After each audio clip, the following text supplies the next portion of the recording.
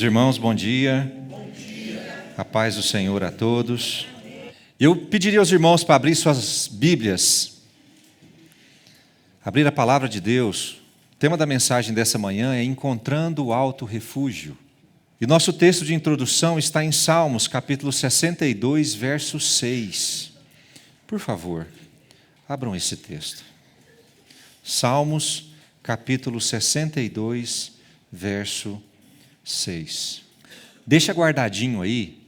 E antes vamos ler comigo alguns textos. Esther, me ajude com a minha relação. Nós vamos começar em Salmos, capítulo 46, verso 1. Está na tela, irmãos. Deixa o seu texto guardadinho aí. Diz assim, Salmos 46, verso 1. Deus é o nosso refúgio e fortaleza, socorro bem presente nas tribulações. Em Salmos 91, verso 1, diz assim: aquele que habita no esconderijo do Altíssimo e descansa à sombra do Onipotente, diz ao Senhor: tu és o meu refúgio e a minha fortaleza, o meu Deus em quem confio. Em Provérbios, capítulo 18, verso 10, diz assim: torre forte é o nome do Senhor. O justo corre para ela, para a torre forte, e o justo está seguro. Salmos, capítulo 94, verso 22, diz assim: mas o Senhor é o meu alto refúgio, o meu Deus é o rochedo em quem me abrigo. E agora nós chegamos em Salmos capítulo 62, verso 6, que você abriu, que diz assim: só Ele quem, meus irmãos? Só Ele quem? Só Deus é a minha rocha, só Deus é a minha salvação, só Deus é o meu alto refúgio. Não serei jamais abalado. De Deus dependem a minha salvação e a minha glória.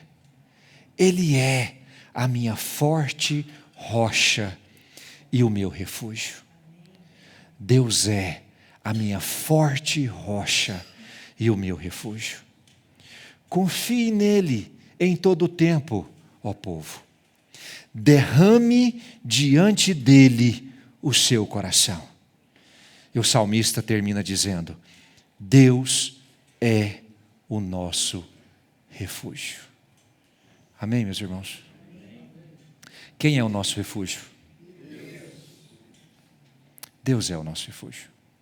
E eu preciso confessar para vocês que foi muito difícil eu escolher alguns versículos para essa introdução, porque a quantidade de versículos que tem na Bíblia falando sobre Deus como refúgio, ela é gigantesca. E para mim foi difícil, eu cheguei a colocar mais, depois fui apagando, porque serão muitos. Para mim foi difícil escolher aqueles que exemplificassem de forma mais direta essa grande verdade de que Deus é o nosso refúgio. Não há lugar melhor do que no Senhor. Não há refúgio mais forte, não há refúgio mais seguro, não há refúgio mais confortável e confortante, não há refúgio mais prazeroso, mais libertador, nenhum lugar no mundo que seja melhor do que estar no Senhor. Diga para a pessoa que está do seu lado: só Deus é o nosso alto refúgio. Não há lugar melhor para se refugiar. Independente da situação, ela pode ser boa ou ela pode ser ruim. Independente da dificuldade, ela pode ser grande ou ela pode ser pequena. Independente do sentimento, ele pode ser positivo ou ele pode ser negativo.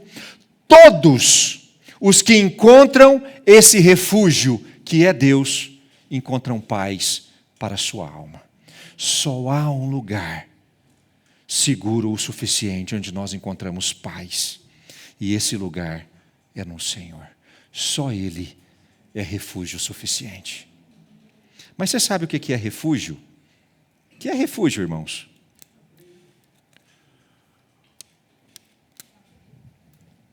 Irmãos, o que é refúgio? Um lugar seguro. O pastor Eliezer disse abrigo. O que mais? Lugar de segurança.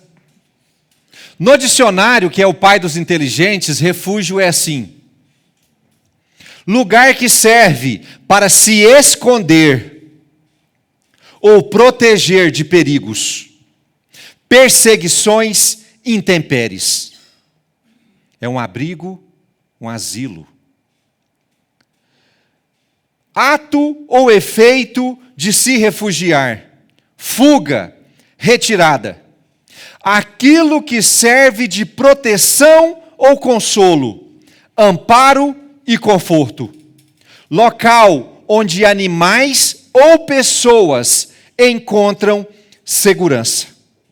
Geralmente a palavra refúgio está ligada a uma conotação positiva, ou seja, um lugar de segurança. Trata-se de proteção, segurança e amparo. Esse significado está correto e é real quando o refúgio encontrado é geralmente ou é realmente um lugar certo. Quando nos refugiamos em Deus, o significado do termo assume o verdadeiro protagonismo. Quando nos refugiamos em Deus, todas as ameaças desse tempo se tornam pequenas. O verdadeiro refúgio, o verdadeiro significado de refúgio só é real quando ele é encontrado na presença de Deus. Em contrapartida, quando o refúgio é algo diferente da presença de Deus, ele tem grandes possibilidades de se tornar algo negativo, ou perder a conotação da palavra.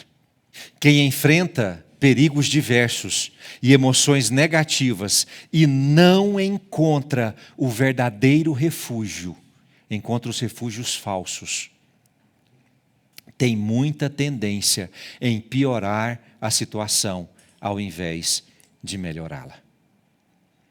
Refúgio pode ser positivo ou pode ser negativo. Quando ele está ligado a Deus, você encontra descanso para a sua alma. Quando ele não está ligado a Deus, o refúgio vai piorar a sua situação. Ele não é um refúgio verdadeiro. Vamos dar um exemplo. Adão e Eva estavam tudo bem no paraíso, não estava, gente? Estava tudo maravilhosamente correndo bem. Mas aí eles tomam uma decisão errada. Quando eles tomam uma decisão errada, a primeira coisa que eles fazem é procurar o quê, gente? Refúgio. E aí eles têm duas opções de refúgio, o falso e o verdadeiro. Qual seria o refúgio verdadeiro, irmãos? Qual seria o refúgio real? Correr para a presença de Deus. Esse é o refúgio verdadeiro. Esse é o refúgio real, no sentido mais literal da palavra. Senhor, nós erramos, fizemos algo errado. Era preciso que eles fossem para debaixo da asa de Deus. Reconhecer o seu erro, pedir perdão. Mas aí eles escolheram um refúgio no sentido negativo. Para onde eles foram? A Bíblia diz que eles foram se esconder, se refugiar atrás das árvores do jardim. Foram procurar um refúgio. E é muito patético, irmãos. Você procurar um refúgio de Deus atrás da árvore do jardim. Pensa que lá tinha um pé de manga bem grandão, com você já viram aqueles pés de manga, né, Samuel? Aqueles bem velhos já, que está com... que tem como é que chama, não é? Um tronco. Imagina que patético, nós erramos. Ai, vamos nos refugiar atrás do pé de manga. Gente, funciona. Funcionou para eles. É patético, mas exemplifica muito bem nossa conduta em muitas situações. Porque eles consideraram, eles só foram para trás do pé de manga, atrás das árvores do jardim, eles consideraram que lá eles estariam pseudo-protegidos. Cara, vamos ficar escondido aqui. Eva, vamos ficar quietinha aqui atrás, e procurar um refúgio frágil, vulnerável. E muitas vezes essa é a característica principal de refúgios falsos. Eles são frágeis, vulneráveis. Ele não protege de nada, muito pelo contrário, ele expõe a situação ridícula que você está. E foi exatamente isso que aconteceu com Adão e Eva. Eles consideraram um refúgio frágil, passageiro, destrutível, como um refúgio suficiente. Não, aqui nós podemos ficar protegidos. E eu penso na visão deles agachadinhos de trás da árvore do jardim, achando que estava protegido, quando não estavam. Escolheram um refúgio errado. Um refúgio errado, um refúgio negativo. Eles nos tornam ainda mais vulneráveis. Se eles estavam vulneráveis depois do pecado, quando eles se esconderam atrás da árvore do jardim, eles ficaram mais vulneráveis ainda. Se começou com o erro do pecado, onde eles foram vulnerabilizados, ficou ainda pior quando eles procuraram o refúgio errado.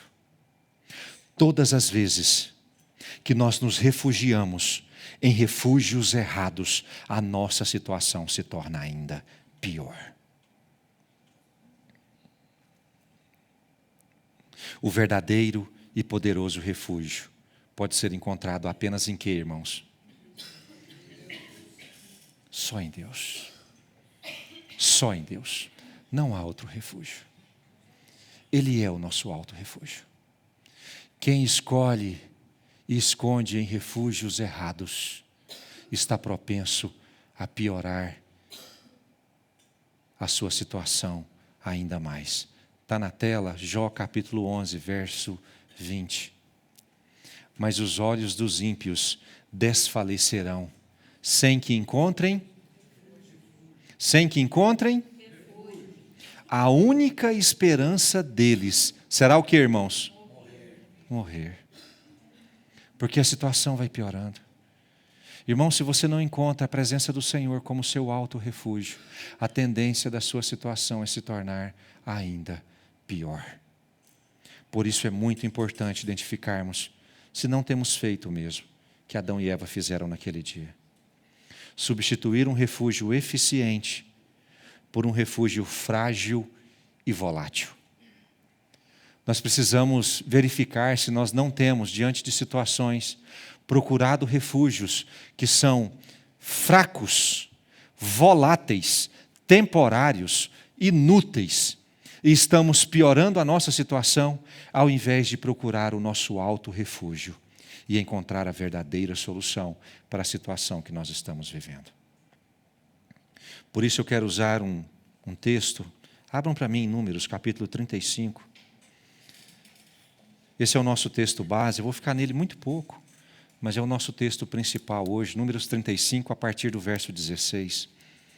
Meus irmãos, a lei na Velha Aliança, ou a lei mosaica, tinha uma regra muito específica para assassinos. Aquele que matava voluntariamente, ou seja, aquele que cometia um crime doloso, você matava porque tinha vontade de matar. Você sabe como é que a pessoa era condenada pela lei mosaica? Quem sabe?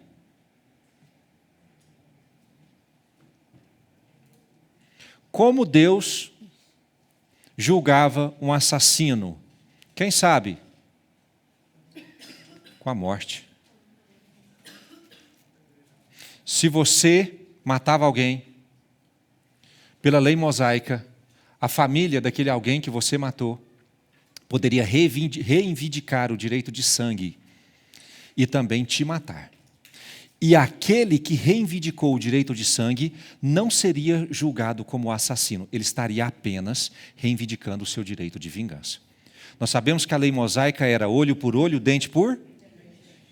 Se você matava voluntariamente, você também estava passível a ser morto por alguém da família da vítima.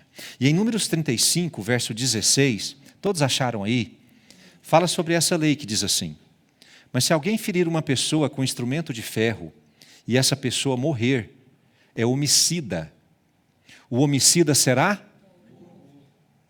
Ou se alguém ferir uma pessoa com pedra na mão, que possa causar a morte, e essa pessoa morrer, é homicida. O homicida será morto. Ou se alguém ferir uma pessoa com instrumento de pau que tiver na mão, que possa causar a morte, e essa pessoa morrer, é homicida. O homicida será morto. O vingador de sangue, o vingador do sangue, ao encontrar o homicida, deverá matá-lo. Se alguém empurrar uma pessoa com ódio ou com má intenção, lançar contra ela alguma coisa, e essa pessoa morrer, ou por inimizade a ferir com a mão, e essa pessoa vier a morrer, aquele que feriu essa pessoa será morto, é homicida. O vingador do sangue, ao encontrar o homicida, deverá matá-lo. Significa que eu matei alguém, se eu matei o Mauro Sérgio, dolosamente, a Camila terá o direito de vingança sobre mim. E ela poderia exercer esse direito de vingança me matando. A lei é bastante simples. Só que havia situações, irmãos, mais complexas, do tipo, eu estou andando numa montanha, tem uma pessoa logo abaixo, eu piso numa pedra, essa pedra rola, quica na montanha, cai na cabeça da pessoa e a pessoa morre.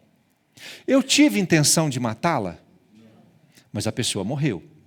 E para isso, Deus estabelece uma regra na lei também, Números 35, verso 9, que diz assim: o Senhor ainda disse a Moisés: fale com os filhos de Israel e diga-lhes, quando passarem o Jordão para entrar na terra de Canaã, escolham para vocês algumas cidades que lhes sirvam de refúgio, para que nelas se acolha o homicida que matar alguém involuntariamente.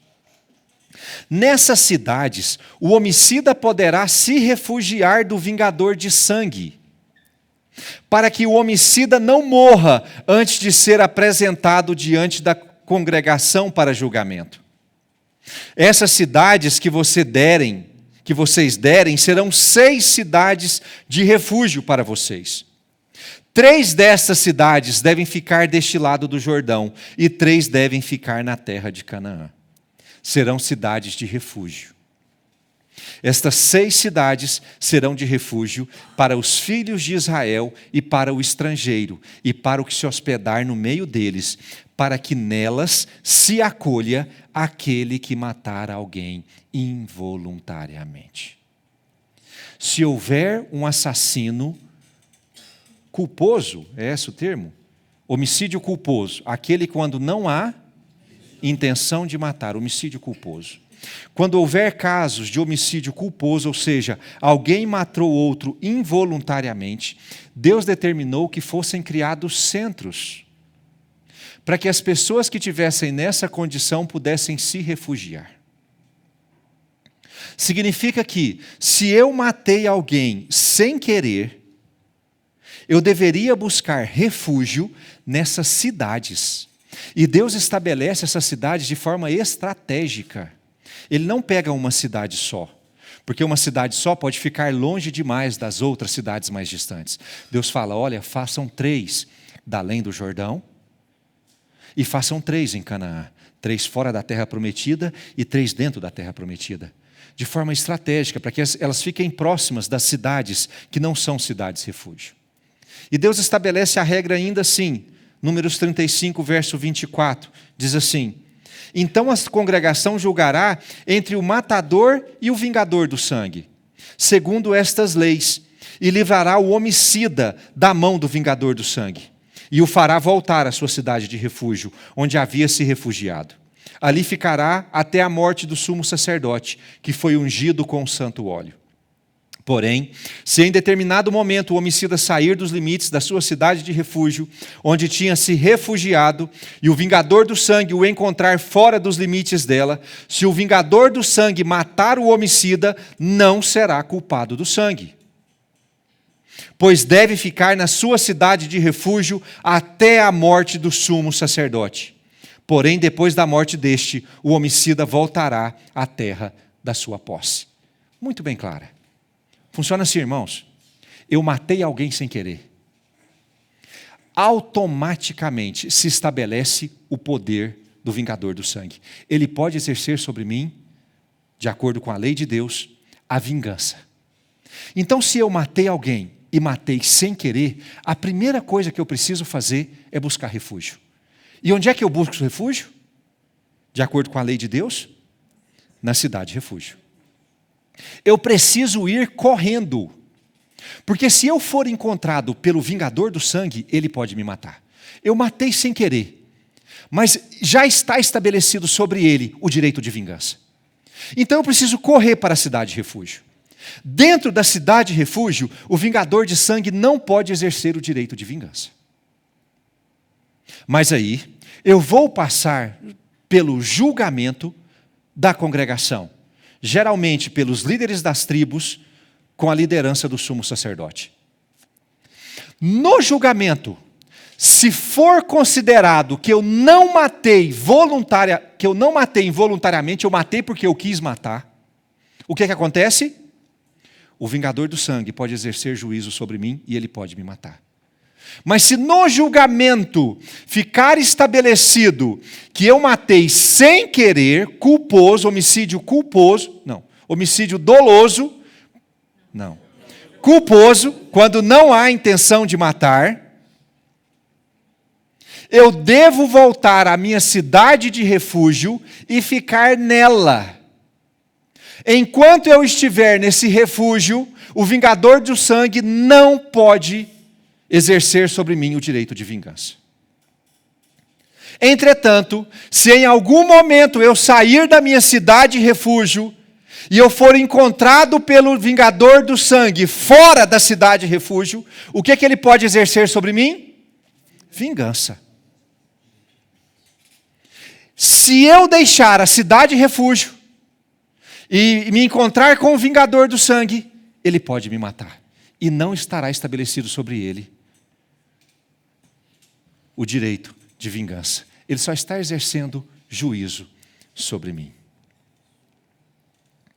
A pessoa só tem direito de sair da cidade em uma condição. Qual que é, gente? Só se o sumo sacerdote morrer. Se o sumo sacerdote morrer, a pena está cumprida. E aí sim, você pode sair da cidade de refúgio e viver a sua vida normalmente. E o vingador do sangue, depois da morte do sumo sacerdote, não tem direito nenhum de exercer vingança sobre você. Então, aqueles que cometiam assassinato involuntário com um sumo sacerdote ainda jovem,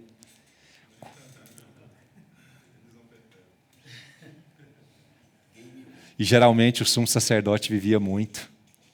Eu fico imaginando os homicidas culposos orando.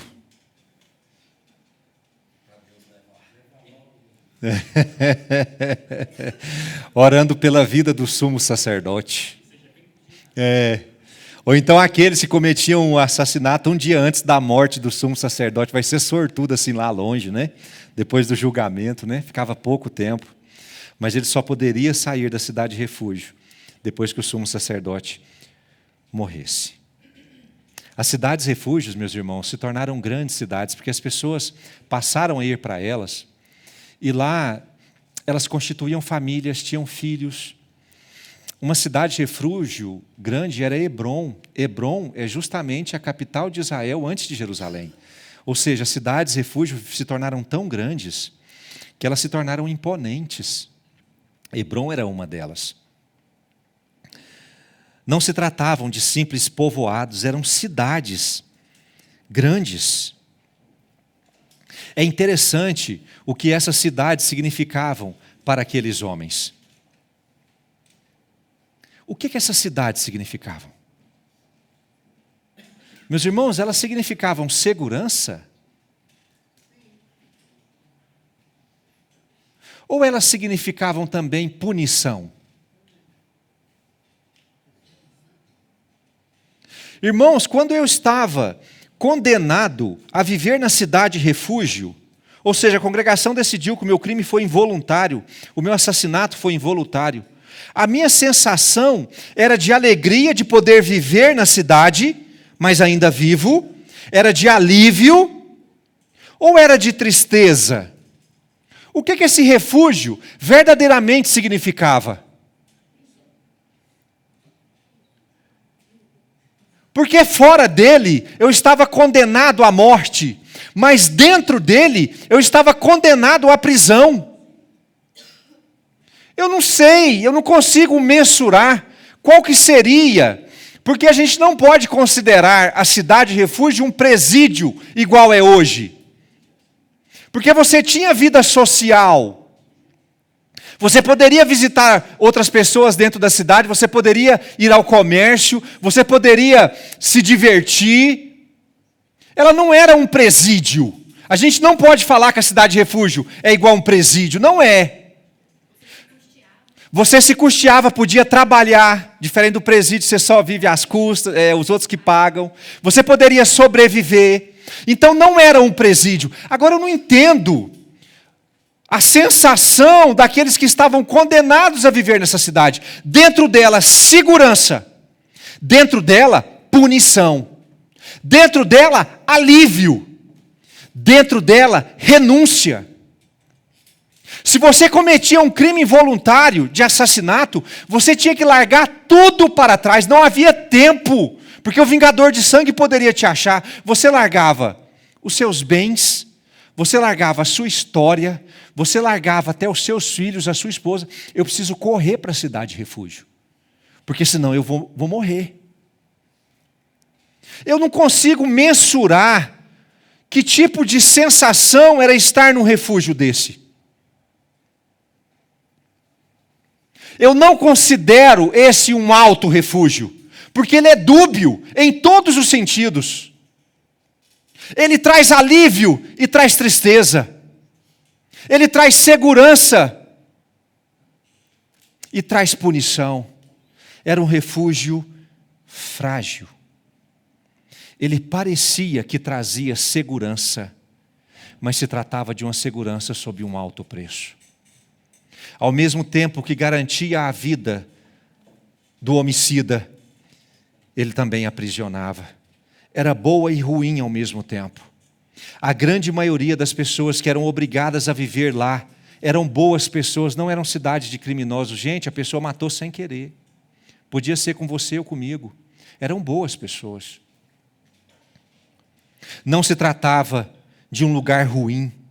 Nelas viviam pessoas que foram obrigadas a deixar suas casas, sua família e sua cidade natal às pressas. Ser obrigado a ir a uma dessas cidades significava um retrocesso na vida de uma pessoa. Era um refúgio frágil. Uma falsa sensação de segurança. Parecia que você estava indo para um lugar que era muito bom e seguro, mas na realidade estava anulando a sua capacidade de viver a sua história. Era uma cidade que assegurava a sua vida, te deixava vivo, mas destruía o seu futuro. Era muito distante daquilo que Deus tinha para aquelas pessoas. Será que essas cidades refúgio no nosso tempo ainda existem? Cidades que parecem ser seguras, que vão me manter vivo, quando na realidade elas estão tirando de mim a possibilidade de viver aquilo que Deus espera que eu viva. Irmãos, essas cidades ainda existem? Sim. Cidades refúgio, onde parece que quando eu estou nela, eu vou viver, mas que na realidade elas estão tirando a minha capacidade de viver aquilo que Deus espera de mim. Será que essas cidades ainda existem? Como chama, gente? Porque eu não quero estar nessa cidade. Eu não quero passar por essa cidade. Eu não quero viver nessa cidade. Aquelas 6 cidades refúgio acabaram. Não existem mais nos nossos dias. Nenhuma delas. Com essa conotação. Entretanto, outros tipos de cidades refúgio, como aquelas, foram criadas. São diferentes, mas continuam frágeis como antes. Não se trata mais de locais onde as pessoas foram condenadas a viver. São situações, condições, emoções, onde as pessoas escolhem viver. Sentem-se seguras nelas, enquanto estão aprisionadas, muito longe daquilo que Deus espera. Estão vivos, porém em estado de sobrevivência. Deixam de viver a plenitude daquilo que Deus deseja para viver uma falsa sensação de segurança. Continuam se refugiando entre as árvores do jardim, como se houvesse segurança naquele lugar. Eu poderia nomear várias dessas cidades, mas assim como o texto que nós lemos fala em 6 cidades, eu quero falar de 6 cidades refúgio do nosso tempo. Eu vou me ater a 6, assim como Deus estabeleceu 6. Não são as únicas, tem muitas outras, mas são cidades onde as pessoas geralmente gostam ou escolhem se refugiar. E eu espero em Deus que, se você identificou que está refugiado numa dessas cidades, que você alcance a sua liberdade hoje. Que você alcance a plenitude de viver fora desse refúgio falso. E alcance o verdadeiro refúgio, o nosso alto refúgio, que é o Senhor. Primeira cidade, bem-vindo à regressão. Irmãos, ser criança é bom. Quem aqui já olhou para uma vida de uma criança e sentiu inveja? Já teve dia, irmãos, de eu sair para trabalhar e tá os meus meninos brincando. Cara, e sabe aqueles dias bem difíceis, bem complicados? E eu olhar para a vida dos meninos brincando, se divertindo, não tem um boleto para pagar, não tem uma preocupação. Quem já sentiu vontade? Fala assim, nossa, eu queria tanto. Gente, quando eles ficam dormindo na cobertinha, essa semana eles estão de férias. Quem já sentiu vontade de voltar a ser criança? Você lembra quando você não tinha nenhum boleto para pagar, irmãos? Você lembra quando você brincava de boneca e castelinho? Ou brincava de carrinho? Ou de esconde-esconde? Quando você terminava o almoço e tudo que você tinha para ver era a sessão da tarde?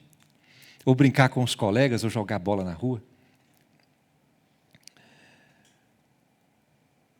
Muitos gostariam de manter essa ausência de responsabilidade. Afinal, crescer, se tornar adulto, é muito trabalhoso e difícil. Você concorda comigo? Irmão, ser adulto é muito difícil. Assumir responsabilidades nos custa muito nesse processo. E tem muitas pessoas que se refugiam ou que resistem ao crescimento e se refugiam emocionalmente na fase da infância.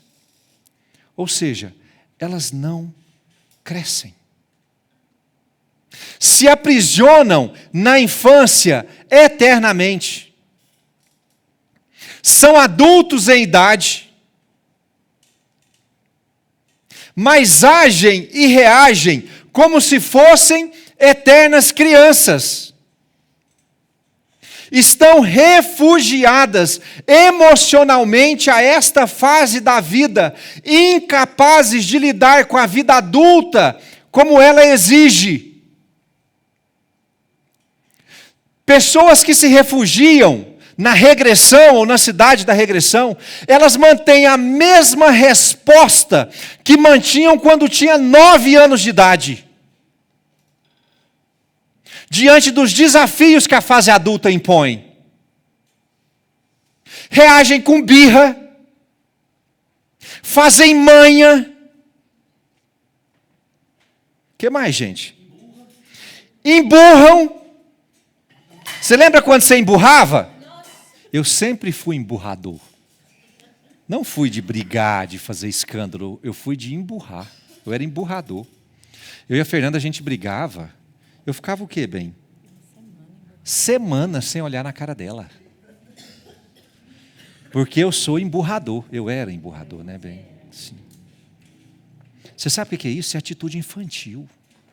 Eu fazia assim quando eu era criança. E na realidade, a reação infantil era onde eu encontrava seguro e conforto. E aí eu aprendi isso quando eu era criança, a me fechar emocionalmente, a ficar preso nas minhas emoções. E quando eu cresci, eu achava esse lugar seguro. Você sabe o que eu fazia quando a coisa emperrava? Você sabe para onde é que eu corria? Para a minha cidade refúgio. Bem-vindo à regressão.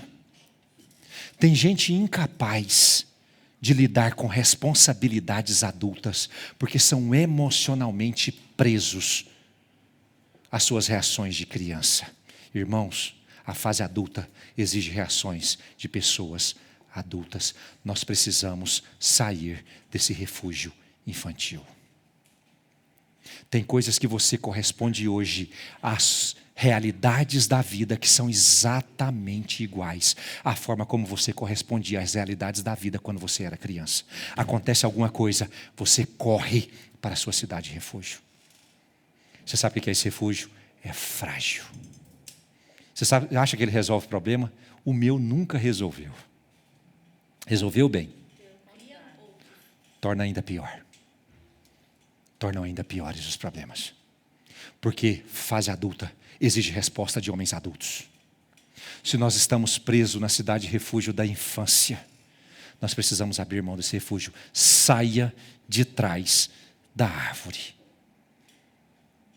Se lembre aí, coisa que você teve essa semana, ou esse mês, que você reagiu de forma indevida. Por favor, se lembre. Você sabe qual que é uma forma indevida que a gente faz na infância? Fingir que não tem problema. Você já viram criança faz muito isso, né? Na realidade, não é fingir que não existe o problema. Ela simplesmente ignora o problema. Coloca debaixo do tapete. A criança tem essa habilidade, ela esquece mesmo.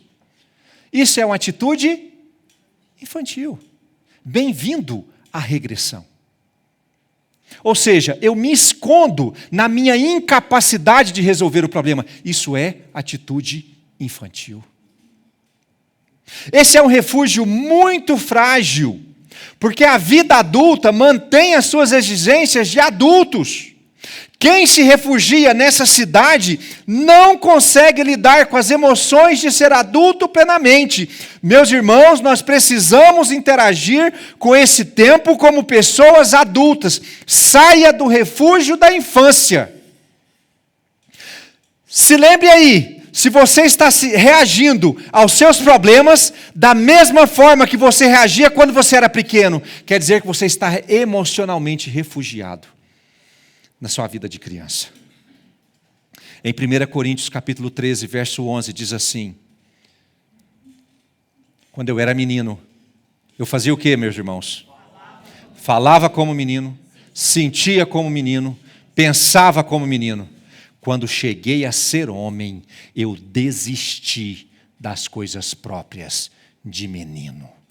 Irmãos, saia desse refúgio infantil e encare as suas dificuldades como uma pessoa adulta. Esse não é o refúgio que Deus espera que você habite. Saia dele. Segunda cidade refúgio. Bem-vindo ao escapismo, que eu chamo de fuga da realidade. Trata-se de busca de situações que te levem à negação do que está se vivendo. É uma busca por uma realidade paralela. É o Matrix. Uma mentira temporária que mostra que a vida não é tão dura assim. Geralmente, o escapismo, esse refúgio, ele exige um artifício que te faça esquecer da sua realidade. Normalmente evidenciado pelo vício. Hã? É a pílula. É a pílula do capeta. Pessoas que vivem na cidade refúgio chamada escapismo, elas buscam artifícios para fugir da sua dura realidade. E aí a pessoa bebe. Quando a pessoa bebe, como é que ela fica, irmãos? Tem as fases do bebum, né? Mas nada mais é do que a tendência em fugir da sua realidade atual. Ela vai para as drogas. O que a droga faz? Ela te leva a uma realidade paralela. Ela vai para a pornografia, enquanto a pessoa está na pornografia, ela está lembrando dos problemas que ela tem para vivenciar. O que mais? Consumismo. Compra. A pessoa está com muito problema, para se desvencilhar da vida real, ela sai comprando tudo que ela vê na frente. E com aquilo traz uma sensação de bem-estar, de preenchimento. Essa cidade do escapismo exige um artifício. Algo onde você se esconda da dura realidade a que está submetido. Mas é um refúgio frágil, mais uma vez, um refúgio frágil. O efeito do artifício, ele dura, irmãos. Ele passa.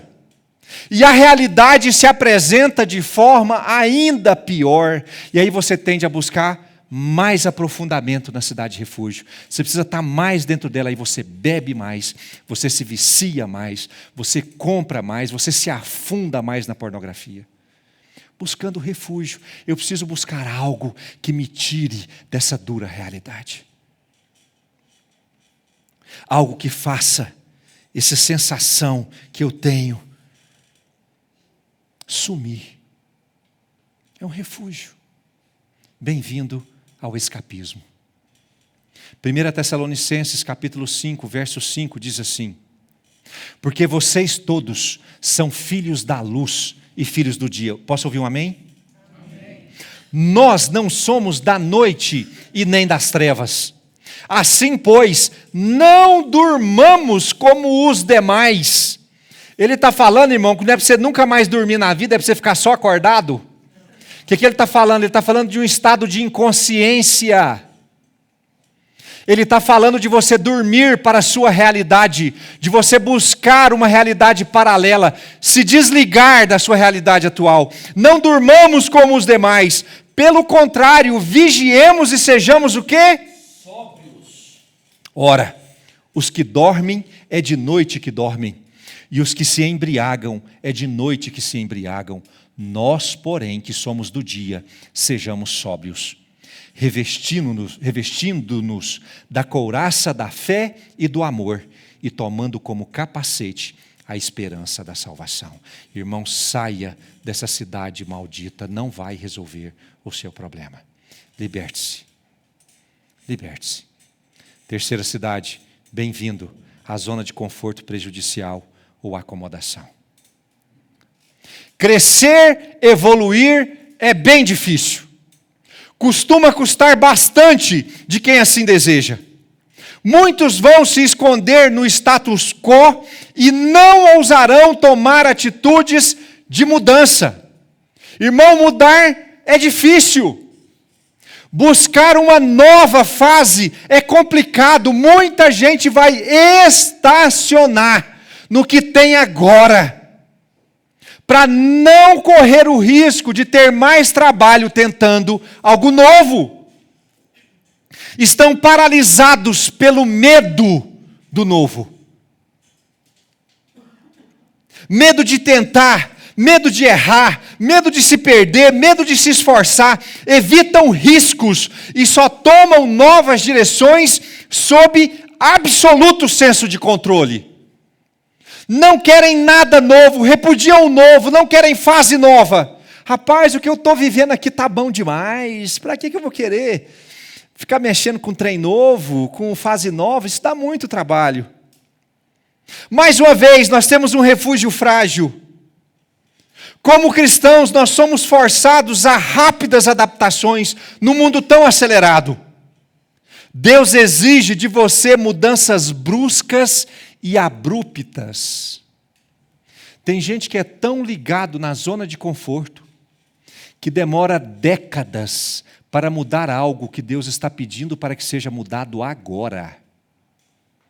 Tem gente que tem tanta dificuldade para o novo, que fica anos e anos insistindo com o velho e não adota postura para o novo, porque estão presas nesse refúgio da falsa sensação de segurança. Eu vejo gente que demora 30 anos para falar: nossa, eu realmente preciso de mudança de vida. Irmão, você precisa dessa mudança de vida tem 30 anos. Só agora você está vendo que você precisa dessa mudança de vida. Deus não deseja trabalhar com você com mudanças discretas, com adaptações, a conta-gotas. Deus vai exigir de você passos de fé importantes, o que é inviável para alguém que está refugiado na sua zona de conforto. Você que está achando o seu lugar agradável, e Deus está te chamando para sair desse lugar agradável e fazer o que Ele espera que você faça. Vai ser muito importante você abrir mão desse refúgio e sair dessa cidade. Eu lembro só das palavras de Deus a Abraão, vocês lembram? Sai da tua terra. Irmão, isso é fácil? O cara tinha riquezas, o cara tinha bens, o cara tinha família. Deus manda ele sair da terra e da parentela. Larga os seus aí. Estava tudo estabilizado e Deus fala: sai. Tem gente que nunca vai alcançar o novo de Deus, porque está aprisionado dentro dessa cidade, da zona de conforto prejudicial. Romanos 12:2 diz que, Romanos 12:2 todos conhecem, e não vivam conforme os padrões deste mundo, mas deixem que Deus faça o quê? Deixa que Deus faça o quê? Irmãos, deixa eu te falar uma coisa aqui, transformação só vem para aquele que está disposto a sair da zona de conforto. Diga para a pessoa que está do seu lado: só alcança a transformação aquele que sai da sua zona de conforto.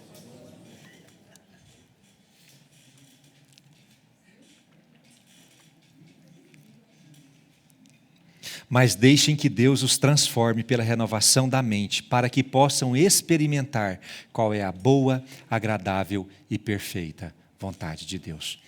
Só experimenta a boa, agradável e perfeita vontade de Deus aquele que sabe sair da sua zona de conforto. Quarta cidade, bem-vindo à cidade do orgulho. Essa ninguém conhece, né? Muitos estão refugiados no seu próprio entendimento. Estou certo nas minhas convicções e não aceito que ninguém tente me ensinar o caminho certo. Meu jeito de andar é o certo, meu jeito de falar é o certo, meu jeito de negociar é o certo, meu jeito de tratar meus familiares é o certo. Pessoas nesse refúgio possuem uma justificativa plausível para tudo que realizam, como se fosse o novo Salomão da palavra de Deus. Eu sou o centro da sabedoria humana. Eu gosto de chamar esses assim de Salomão. Quando você vê alguém assim, gente, o cara tem a resposta certa para tudo, mas você olha para a vida dele, é só destruição. Você pode chamá-lo e falar: "Ê, Salomão, está precisando um pouquinho de temor de Deus, né?" Refugia-se em si mesmo e em suas próprias convicções. Não dá liberdade para nada novo. Não aceita conselho. Não aceita ministração da palavra. Está lendo aqui que está errado. Não, mas eu tenho a justificativa. É sempre uma repetição dos mesmos erros e equívocos. Gente, isso que me machuca, porque a pessoa anda em círculos. Ela faz errado, ela sofre o erro, sofre a consequência do seu erro, ela continua achando que está certo, ela continua fazendo errado, ela continua sofrendo, e mesmo o sofrimento que ela mesma causou, não a convence de que ela está no lugar errado, fazendo o que está errado. Nós precisamos sair dessa cidade refúgio do eu mesmo. Eu sei, eu posso. Irmão, nós não sabemos. A resposta certa dos lábios, ela vem do Senhor. Sempre tem na ponta da língua a resposta certa para tudo que vive, mesmo que a desordem ao seu redor seja absoluta. Mesmo que a vida esteja uma porcaria, acha que está certo por tudo que já fez. Isso é viver num refúgio, o refúgio do orgulho. 2 Coríntios capítulo 10, verso 4 diz assim: porque as armas da nossa luta não são carnais, mas poderosas em Deus, para destruir fortalezas. Destruímos raciocínios falaciosos. Eu gosto mais dessa mensagem, desse termo, do que sofisma. Gosto muito desse termo. Raciocínios falaciosos. Raciocínio, meu irmão, é algo que já está construído na mente da pessoa. E toda a arrogância que se levanta contra o conhecimento de Deus. E levamos cativo todo o pensamento à obediência de Cristo. Saia desse refúgio do orgulho. Deixe Deus te ensinar e tratar o seu coração. E aí nós vamos para a quinta cidade. Bem-vinda, bem-vindos à cidade do ressentimento. Sua vida é apenas uma resposta à raiva que sente de outras pessoas por aquilo que fizeram. Incapaz de perdoar, está sempre na sua mente que tudo que você vive hoje tem um único culpado. Foi o que a pessoa fez comigo, foi a forma como ela falou comigo, foi o jeito que ela me afrontou. Toda a minha história é construída sobre o entendimento daquela pessoa que eu não consigo perdoar. Sua vida nada mais é que a resposta a uma afronta. Quem você é? Eu sou isso hoje porque alguém falou, fez ou construiu alguma coisa contra mim. Eu sou nada mais que uma resposta à afronta. Lembra-se sempre daquele que o fez mal. Sua vida atual é culpa de alguém. Você estabelece a sua existência culpando outra pessoa. A amargura é latente. Está refugiada numa ausência de perdão que justifica todas as mazelas da sua vida. Um refúgio frágil que apenas mostra a sua incapacidade de perdoar e seguir adiante. Na realidade, nunca foi para você estar aprisionado aí. Deus não te deu a ferramenta do perdão para que você vivesse aprisionado. A porta da cidade, irmão, está aberta. Tem uma porta lá, um caminho que se chama perdão. E todos os que trilham esse caminho estão livres dessa cidade. Deus não quis que você, não era o plano A de Deus, que você fosse afrontado do jeito que você foi ou sofresse o que você sofreu. Da mesma forma que também nunca foi a vontade de Deus que você vivesse toda a sua história refugiada no ressentimento por aquilo que você passou. Deus tem uma nova história para você. Saia dessa cidade. Saia dessa cidade. Mateus capítulo 18, verso 34 diz assim: e indignando-se, o Senhor entregou aqueles servos aos carrascos até que lhe pagasse toda a dívida. Assim também o meu Pai, que está no céu, fará com vocês, se do íntimo não perdoarem cada um o seu irmão. Não vivam na cidade do ressentimento, porque é trágico, é um refúgio trágico. E por fim, a última cidade, no caminho que nós trilhamos hoje. Só cidades que levam ao inferno, né, gente? Esse é o mapa do inferno. Cidade 6, bem-vindo à cidade dos traumas passados. Alguns de nós fomos expostos às mais diversas situações de violência em diferentes níveis. Violência sexual, violência física, violência psicológica, violência moral. Estou esquecendo alguma? Violência emocional. Alguns sofreram abusos por anos e anos. Nunca foi o desejo inicial de Deus que tais coisas acontecessem. Assim como não é o desejo dele que estejamos presos a essas situações. Muitos jamais vão se permitir ser aquilo que Deus espera, porque não se acham dignos. Estão presos a um evento. Estão presos a um ato.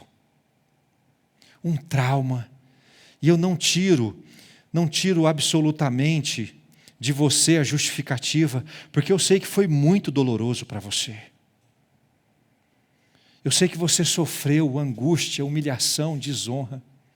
Eu sei que tudo isso que você passou te convenceu no fundo da sua alma que você não é uma pessoa digna. Só que aquele ato te aprisionou para sempre. E ficamos refugiados num ato, num momento, numa palavra. Constroem toda a sua história em torno desse evento. Você nada mais é do que um eco de algo que aconteceu na sua história.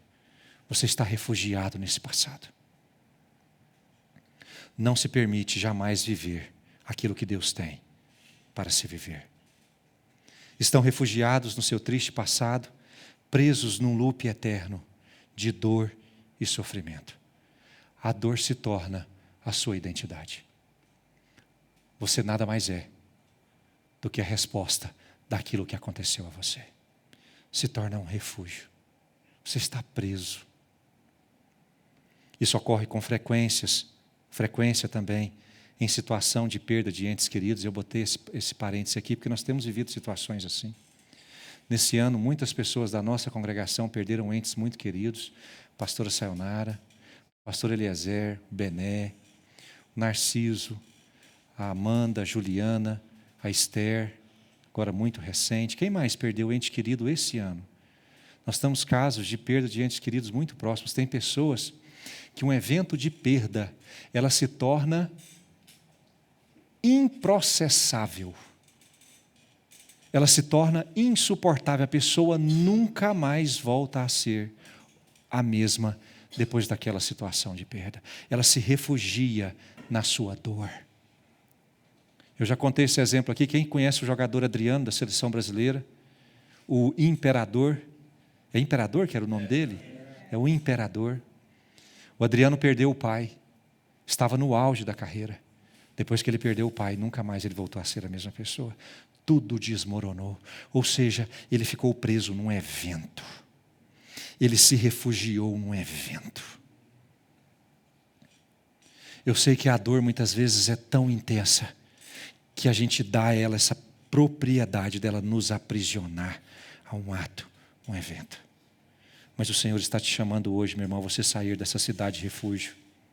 Saia desse ambiente de dor e sofrimento. Deus construiu para você um ambiente de cura e libertação. Deus não quer que você viva opresso a essa dor e a este sofrimento. Viva e viva em abundância. Saia desse ambiente de dor. É tempo de nós abandonarmos esse refúgio. Eu já vi muitos casos de pessoas que foram molestadas na sua infância e nunca mais se tornaram aquilo que elas deveriam se tornar. Nunca mais. Porque estão presas no evento. Estão presas na cidade. Gozam de uma liberdade. Como é que você usou o termo, Tainara? Gozam de uma liberdade falsa, têm lazer, se sustentam. Estão vivendo a plenitude de todos os que as outras pessoas vivem, mas no fundo, internamente, estão presas. Isso não é liberdade. Você sabe para que o Senhor nos chamou? O Senhor nos chamou para a liberdade. Por isso Deus está convidando você a sair dessa cidade hoje. Saia da cidade da dor, dos traumas passados. João capítulo 16, verso 33, diz assim: falei essas coisas para que em mim vocês tenham paz. No mundo vocês passam por aflições, mas tenham coragem, eu venci o mundo. Você sabe o que Jesus está dizendo? A cidade que você entrou é uma cidade de dor, mas saia dela, Porque eu saí e dei a você a liberdade de sair também. Então saia dessa cidade de dor. E nós construímos um mapa por 6 cidades refúgio do nosso tempo. A primeira delas, bem-vindo à cidade da regressão. A segunda, bem-vindo à cidade do escapismo, a fuga da realidade. A terceira, bem-vindo à cidade da zona de conforto prejudicial, da acomodação. A quarta, bem-vindo à cidade do orgulho, do autoengano. A quinta, bem-vindo à cidade do ressentimento. E a sexta, bem-vindo à cidade dos traumas passados. Todas essas cidades têm algo em comum muito forte. Quem sabe o que é? A fragilidade. Todas elas são refúgios frágeis. São refúgios que não se sustentam. Todas elas possuem similaridade com as árvores do jardim. Todas elas são frágeis, como se esconder atrás das árvores do jardim. Elas não te protegem. Elas não trazem a você nenhum conforto, segurança. Todas elas são expostas quando nós somos levados a lidar com a voz do Senhor na viração do dia. Aquela proteção frágil que Adão e Eva construiu, eles tiveram que lidar com uma realidade, com a voz do Senhor na viração do dia. E quando eles tiveram que lidar com essa realidade, o refúgio cai. Irmão, quando o vento soprar, quando a voz do Senhor invadir a sua vida, você vai ter que lidar com a realidade de que existe um refúgio muito mais forte, poderoso, soberano.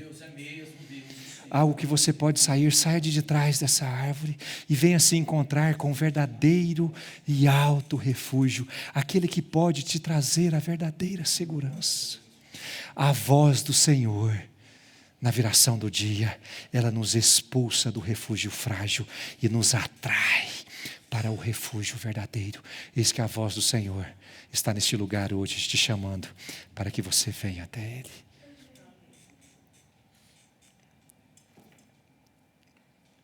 Vocês se lembram qual era a condição para a liberdade dessas cidades naquele tempo?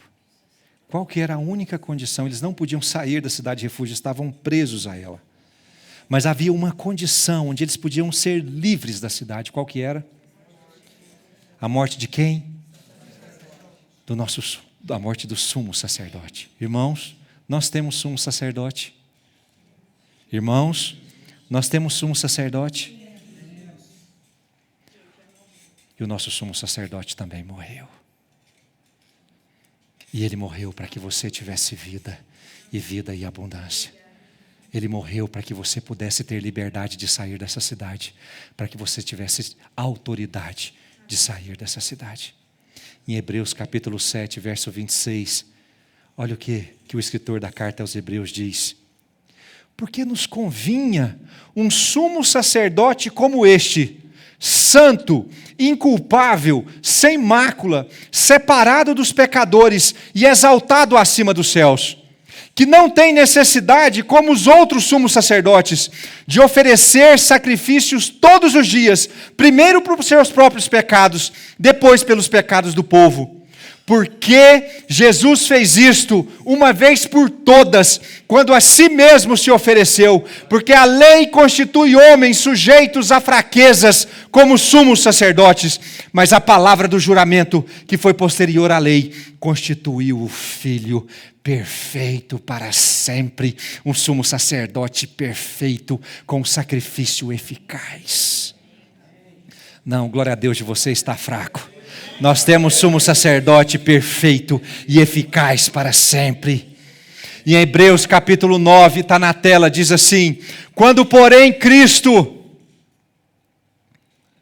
veio como sumo sacerdote dos bens já realizados, mediante o maior e mais perfeito tabernáculo, não feito por mãos humanas, quer dizer, não desta criação, e não pelo sangue de bodes, de bezerros, mas pelo seu próprio sangue, ele entrou no santuário, uma vez por todas, e obteve uma eterna redenção. Portanto, se o sangue de bodes e de touros e a cinza de uma novilha, aspergidos sobre os contaminados, os santificavam quanto à purificação da carne, muito mais o sangue de Cristo, que pelo Espírito eterno a si mesmo ofereceu sem mácula a Deus, purificará a nossa consciência de obras mortas. Você sabe o que são essas cidades refúgio? Elas são obras mortas. A si mesmo ofereceu sem mácula a Deus, purificará a nossa consciência de obras mortas, para que possamos servir ao Deus vivo. Você sabe por que o nosso sumo sacerdote se entregou? Para que eu e você nunca mais fôssemos aprisionados e estivéssemos mortos em nossos pecados, mas para que nós tivéssemos vida, para podermos servir a um Deus vivo. Nosso sumo sacerdote também morreu. E o nosso sumo sacerdote declara: se pois o Filho os libertar, vocês serão. Irmão, se você vive em qualquer uma dessas cidades, está concedida a você a sua mais perfeita, soberana e inextinguível libertação. Você é livre.